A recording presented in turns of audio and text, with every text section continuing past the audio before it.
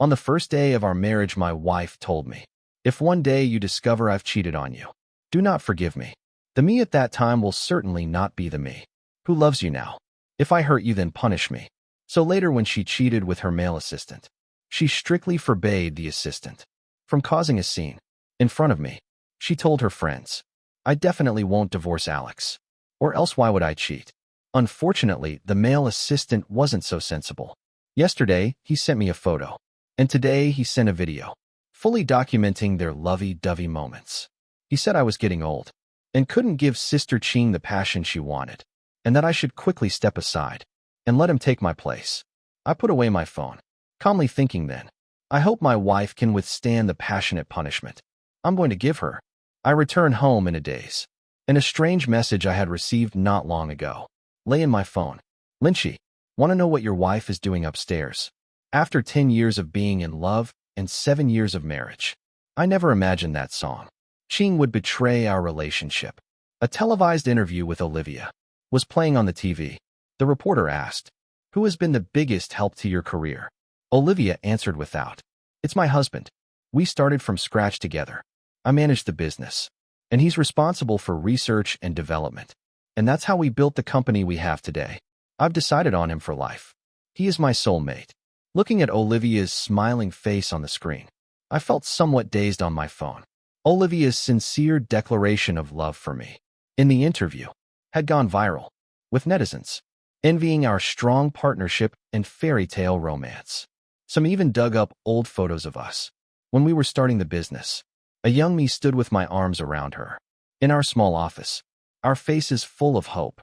I couldn't help but feel a little moved. Olivia and I met in university. We hit it off immediately and quickly fell in love. Upon graduation, Olivia gave up lucrative job opportunities, willingly staying by my side to start a business from scratch.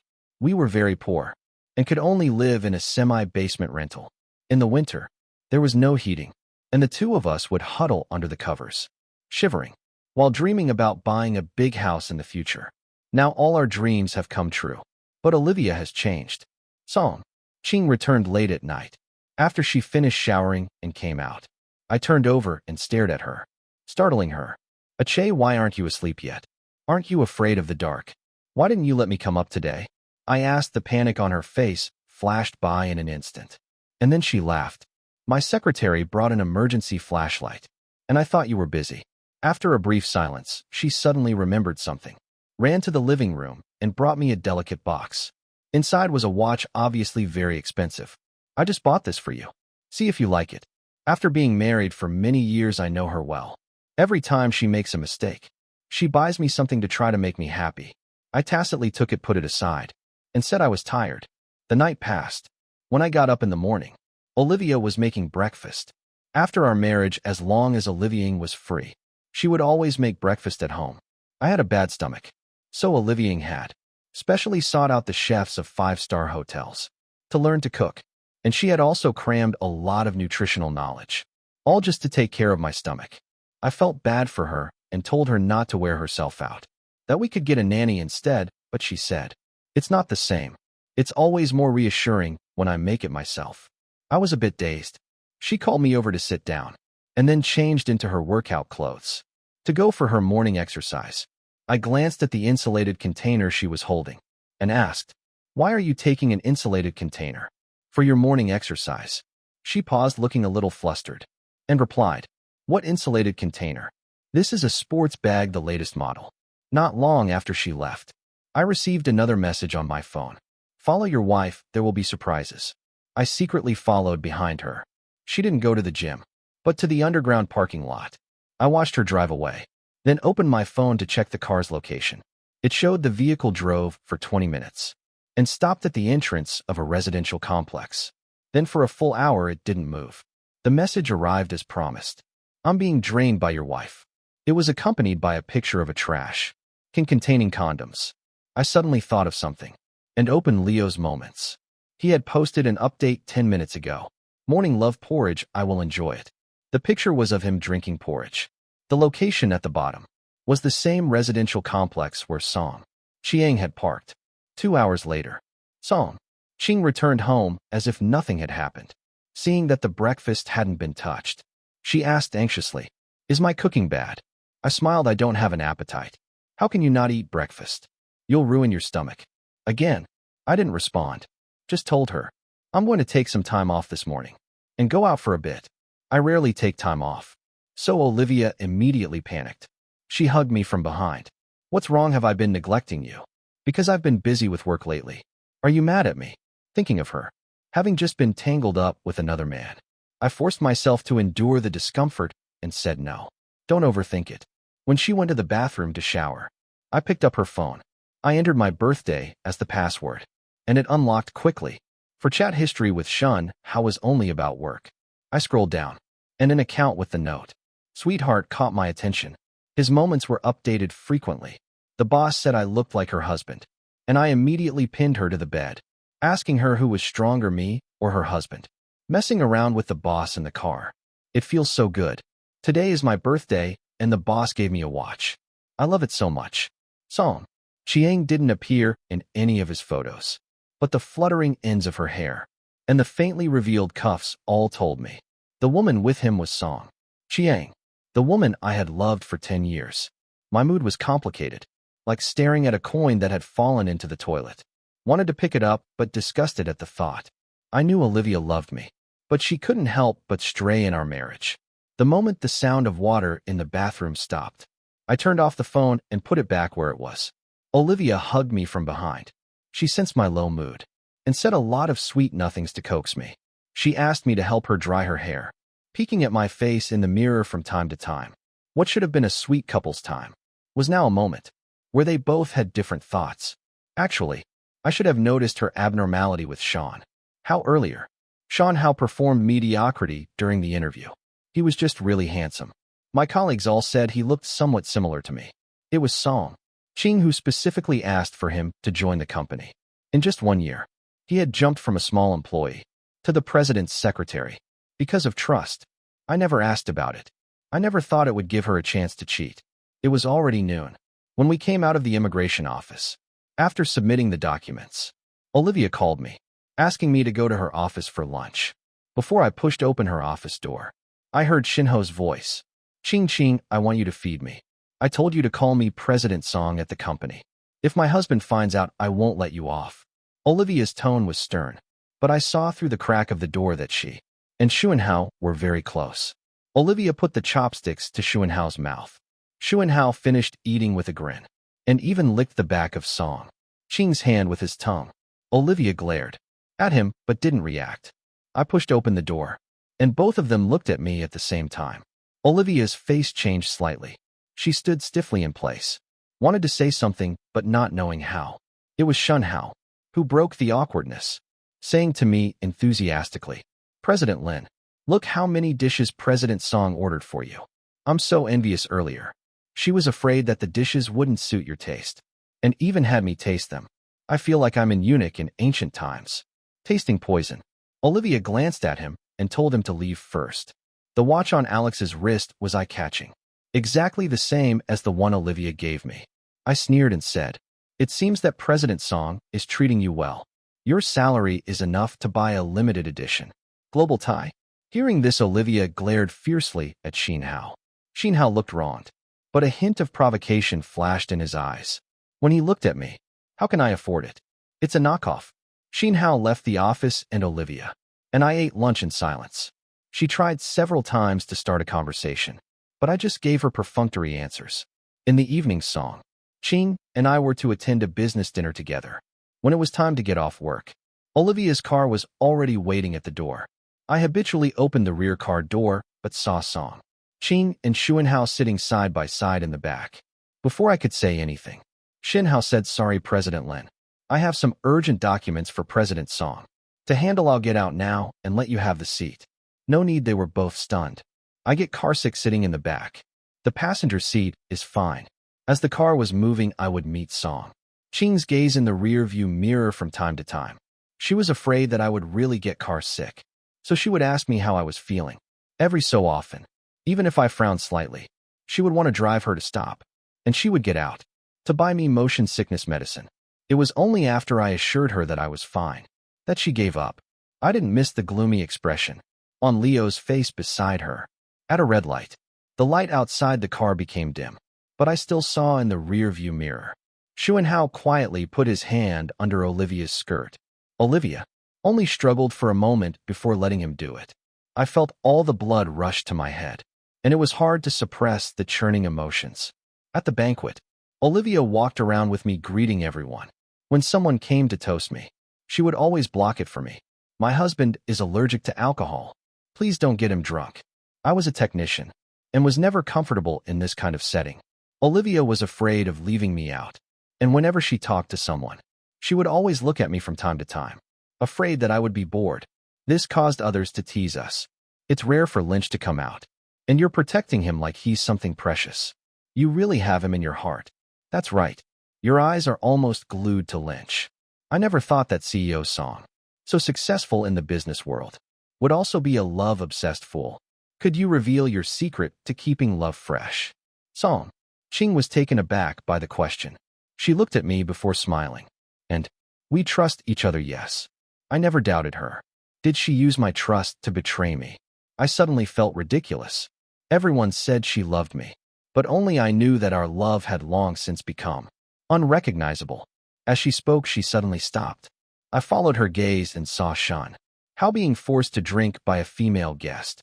Someone asked Soo Song, "Is that your secretary? He looks completely trapped. Aren't you going to do something, Song?" Qing glanced away, her tone cold. "He's not anyone to me. Why would I care what happens to him?" Someone sighed as expected. "Since he's not family, Soo Song doesn't even spare him a glance." She laughed, acting as if nothing had happened, and pulled me to the dance floor after a song. We received applause from the whole room. She excitedly told everyone, "Our 8th wedding anniversary is just around the corner. I hope everyone can wish us happiness." The crowd offered their congratulations. While Olivia went to the restroom, I received another message. "Want to know what your wife is doing right now?" He sent a picture. It was of a private room next to the restrooms. I walked over. Even before reaching the door, I could hear a familiar voice. Shinhai said, "Qing Qing, I thought you really didn't care about me anymore." Olivia scolded him. "Why are you so stupid? If she tells you to go with her, you just go," Shinho replied. Aggrieved. "I haven't been to these kinds of events before. You were just focused on being with Lin Shay. Nobody was looking after me. Get your priorities straight. He's my husband and you. Our affair absolutely can't be discovered by him. Understand, I know you love him the most. Now that he's not here, I want to kiss you." Then followed the sounds of kissing. My heart felt like it was being squeezed by a large hand, the pain making it hard to breathe. If this was Olivia's love, then I felt it was filthy. I didn't want to hear any more, and stumbled to the restroom. Soon after, Shinho also came in. Unlike before, when he had been flustered by the stranger, he now looked radiant. He stood next to me and said directly, "Lynch, I was the one who sent you those messages." I replied without changing expression. "I know." He laughed. "There's also something else you don't know. Qing Qing is pregnant, and it's my child." My hand washing stopped abruptly. When our living conditions had improved, I had mentioned to Song Qing that I wanted to have a child. Olivia always said that her career was a priority, and that we would consider it in a couple of years. It had been put off until now, but she was pregnant with someone else's child. I forced myself to stay calm. My tone flat. "Well, congratulations to you both." That's it. Shinho was puzzled. "Not just that I plan to divorce Olivia. If you can get Song Qing to sign the divorce agreement, I'll step aside." Shinho's eyes lit up, but then he looked at me scrutinizingly. "Really?" My expression remained unchanged. "This is your best chance to become the official one. Do you have any other choice?"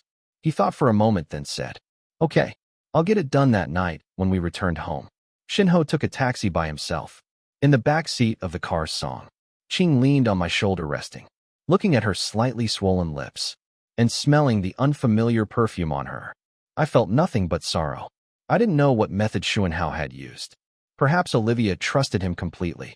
In any case, the day after I gave the divorce agreement to Shinho, he had already gotten Olivia to sign it. In the following days, Olivia was busy with work as usual. Obviously, she had no idea she had signed such a document. That's good. So there won't be any complications before I leave. The night before leaving, the immigration agency's letter arrived at the house. Olivia opened it, took out the documents, and asked suspiciously, "Husband, Why is there a copy of your personal information? Who sent this to you? My heart skipped a beat, and I quickly took it away. If she flipped just one more page, she would discover my immigration papers. Luckily, Song Ching didn't think too much about it. She smiled and asked me, "Tomorrow is our wedding anniversary. What are you planning to do? Let's just stay home. I'll cook a meal for you." Really, it's been so long since I've had your cooking. On the night of the wedding anniversary, Song Ching came home early. Just as she picked up her chopsticks, her phone rang. She took the phone to the balcony, and when she came back, she said with some difficulty, "There's an urgent matter at the company. I need to go over there right away. You eat first, I'll definitely be back tonight." I nodded expressionlessly. There was also a message that Sean, how I just sent on my phone. "Did Ching tell you she has to work overtime? Lin Che, we don't know how many times we've used this excuse to fool you. You're so stupid." Before Olivia went out, I stopped her. She tilted her head to look at me, a hint of sincerity in her eyes. "Do you still stand by what you used to say?" "What did I say?" "To be together, one heart, one life." I said word by word, but Olivia suddenly lowered her gaze, her expression a bit dazed. Then, of course, I'll be back after she left.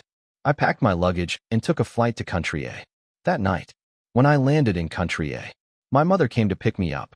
After divorcing my father, she had come to Country A alone, and later started her own family. But she was still as affectionate towards me as always. When I was in China, she was distressed by the hardships Song Ching and I went through, and had suggested several times that we hand over the company to a professional manager and immigrate here to be with her. This time I agreed to her request, and she couldn't be happier. But seeing me alone, she couldn't help but ask, "Where Olivia? Didn't she come with you?" I said in a calm tone, "We're divorced." My mother was taken aback. "How could such a big thing happen without you telling me?" In the car, I told my mother everything. After hearing it, she said meaningfully, "Olivia will definitely regret this." I rented another apartment in the same neighborhood as my mother and opened a coffee shop, away from the rights and wrongs of the past. The wounds in my heart were slowly healing. One day, my mother insisted on introducing me to a friend. I realized she had ulterior motives and wanted to refuse. But she had already brought the person to the coffee shop. The person wore a well-tailored dress and smiled gently. It turned out to be my college classmate, Isabella. She was the class beauty of our department when we were in school. Beautiful, generous, and with excellent grades. My mother left at some point, and soon only the two of us were left in the coffee shop. I cleared my throat and asked her to sit down. It was a very harmonious conversation. I was surprised to find that Feng Shui and I had an extraordinary understanding. In many ways, our tastes matched. We had similar interests, and even the songs we liked to listen to were the same. And so we got along as friends. In the blink of an eye, it was the end of the year that day. A customer who was paying the bill looked at me for a long time before asking, "Are you Alex, President Lin?" It had been a long time since I had heard anyone call me President Lin, and I was a little stunned. The person then said, "I used to work under you. You probably don't remember me from him." I learned what had happened after I left. Sanqing had been missing for half a month, and she hadn't been managing the company. There were problems with the back-end operations of several projects, and the partners all terminated their contracts. The company management became increasingly chaotic, and many employees couldn't take it anymore and resigned. On Song Ching's first day back at the company, she had someone beat up Sean Hao, fired him, and blacklisted him in the industry. President Song used to appreciate Sean Hao so much. I really don't understand what mistake he made to make her hate him so deeply. I sneered inwardly. Olivia was just locking the barn door after the horse had bolted. Even if she pushed all the blame onto Leo, she couldn't change the fact that she couldn't resist temptation and betrayed our marriage. After sending him away, I remembered my New Year's Eve date with Isabella and rushed over unexpectedly. I got into a car accident on the way. I woke up the next day to see my anxious mother. After a while, someone rushed in covered in dust. It was Isabella. My mother smiled and left. Isabella sat on the stool beside the bed, looking at my leg in a cast, hesitant to speak. Remembering our agreement, I asked, "Did you go to celebrate the New Year last night?" Isabella was slightly startled, then shook her head. "No, I just finished working overtime an hour ago." I smiled. "That's good. Then I didn't make you wait." Isabella asked again, "How did you get into a car accident?" The other party was violating the rules, speeding. It was near the place we were supposed to meet. Isabella suddenly looked up at me. Her eyes moved. She bit her lip. Actually, I lied to you just now. I've been waiting for you. I thought you deliberately didn't come. I was silent for a few seconds, then smiled. I had told her about Olivia. I was deeply hurt in my previous relationship and wasn't really ready to enter a new one. But the moment she rushed in, the dead string in my heart suddenly vibrated. In the following days, phone. Shui came to the hospital almost every day to see me, each time bringing soup she had cooked herself. One time, she came late from working overtime, so tired that she fell asleep directly on the hospital bed. Looking at her, I suddenly remembered when Song, Qing, and I were very poor, and I was sick in bed, and Olivia fell asleep beside me exhausted.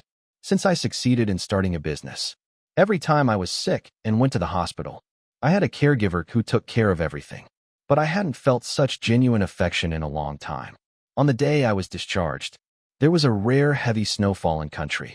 Hey, my mother saw me gazing out the window and said, with such heavy snow, little foam probably won't come.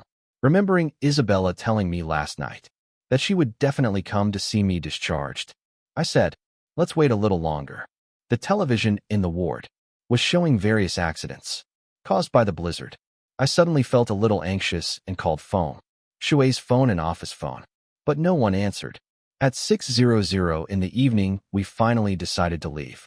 The door of the ward suddenly burst open. Isabella appeared before us looking disheveled. My mother exclaimed, "What happened?" Isabella brushed off the mud on her body, her voice soft. There was a bit of an accident on the road. There were traffic jams and road closures. I'm sorry I'm late, I asked her. Is your phone still with you? It fell into the sewer. Were you anxious waiting? I shook my head and reached out to brush the snow off her head. That night, Isabella got a high fever from being cold and was hospitalized. I sat by her bedside, remembering what I had heard from my mother. Isabella had a crush on me for many years, perhaps even back to our university days. But at that time, I had Song Chung by my side. During these years overseas, she had also gone through several failed relationships. The reason she agreed to my mother's invitation was because the person she was going to meet was me. Love can make people forge ahead fearlessly, but it can also make them timid. In Isabella, the first saw a concrete representation of this. A soft call interrupted my thoughts. Isabella was looking at me. I poured her a glass of hot water. Our fingertips brushed. After a long silence, I said, Isabella, I wouldn't say I'm particularly outstanding, but I'm not bad either. Would you like to try being with me? She looked up in surprise, blinked, and smiled. Lin Che, should I thank this blizzard? After dating Isabella, my life became vibrant again. One day, we were going together to open the cafe when we saw a familiar figure in the distance. It was Olivia. She had lost a lot of weight. Her eye sockets were sunken, and there were dark circles under her eyes, as if she hadn't had a good night's sleep in a long time. She looked at me, her eyes filled with longing, her voice trembling softly. Achi, I finally found you, President Song. I responded politely. Then I let Isabella go inside first.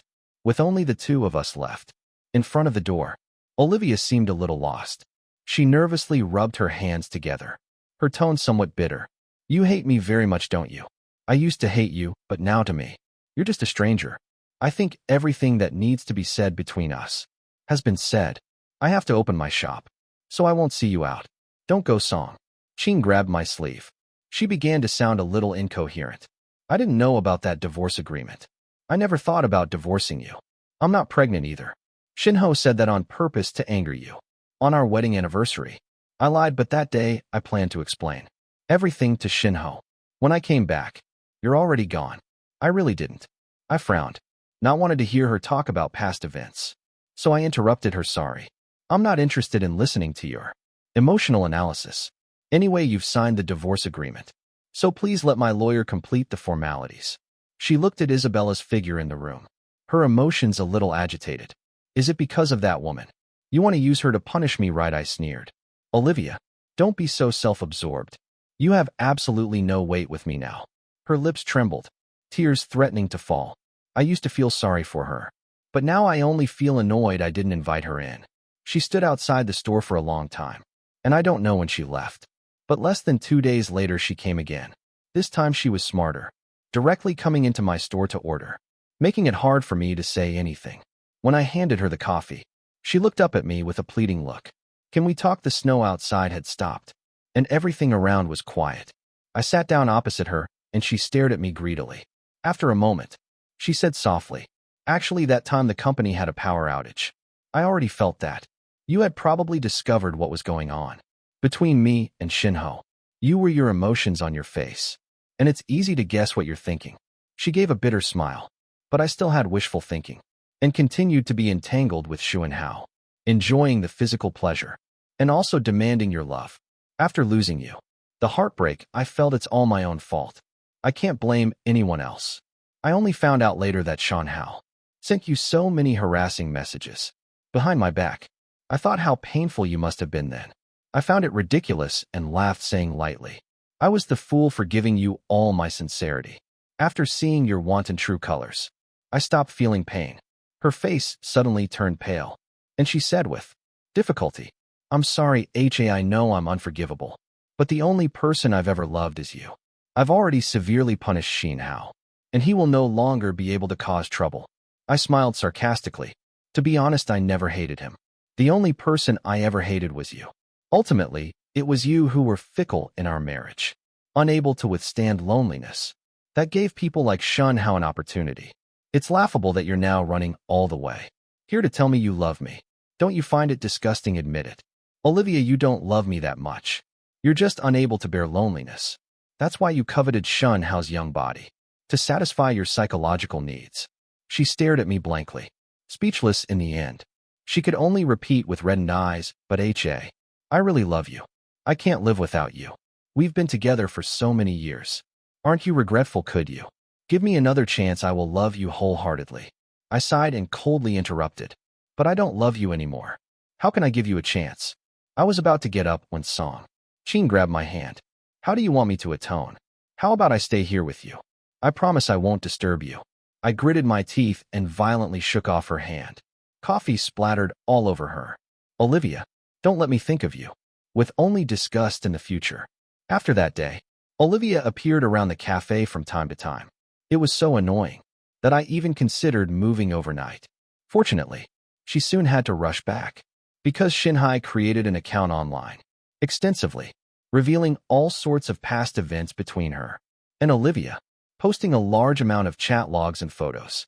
He was driven to the brink by Song Qin and decided to go for broke, destroying himself along with her. The loving wife persona that Song Qiang had built up instantly collapsed, and she was met with overwhelming condemnation, even though the company urgently issued public relations statements. In the face of the abundance of evidence, everything was futile. The company's image plummeted, and business partners all ran away. Olivia held press conferences non-stop, apologizing, clarifying, with a humble attitude. Gone was the glory of the past, when everyone flattered her. Later, she even ended up in debt and had to declare bankruptcy. But all of that had nothing to do with me. I hadn't heard news of Olivia for a long time. The next time I heard about her, it was in a short video. Olivia hated Shun, howled at the core for his actions, and found his place of residence. They started fighting after a disagreement, and furniture was smashed to pieces all over the place. Later, due to carelessness, she fell from an open window. When the ambulance arrived, Shinho was already dead, and Olivia was rushed to the hospital for emergency treatment. Ultimately, she saved her life, but will have to spend the rest of her life in a wheelchair. Her parents reached out to me, saying that she was a mess and begged me to go see her. I was silent for a moment and said, "I don't think there's any need for that." Her parents were a bit angry on the other end. "You two have been husband and wife for 8 years. How can you be so heartless?" Qingqing already knows she was wrong. "Is there any point in you being so relentless?" I laughed instead of getting angry. "Uncle Annie, an apology cannot erase the harm she has done to me. If you can't remember what she did, I don't mind reminding you. She said I was the one she loved the most. Yet she had several affairs with her young male secretary in the office. Even when time was tight in the morning, she would drive to his place to be with him. She would also find a corner to get intimate with him during business dinners and stop talking." They interrupted rudely. From the other end, my voice was calm. "You are not me. You have no right to tell me to forgive. In early spring, I proposed to Isabella. Today, another video was posted. I need you. On Christmas Eve, I received an anonymous package. Inside were a few princess dresses and dolls. All things that little girls would like. There was also a card that, wishing you and your family happiness. Feng Shui glanced at it and couldn't help but complain. How boring. I raised an eyebrow. Well, they did pay for it. It's not good to throw them away. I think I'll find an opportunity to donate them. She smiled, hugging our daughter. I didn't tell her that besides these things, there was also a photo album. It was full of my old photos. Before I entered the house, I threw it into the trash. I'm not the kind of person who needs to live on memories. I never will be.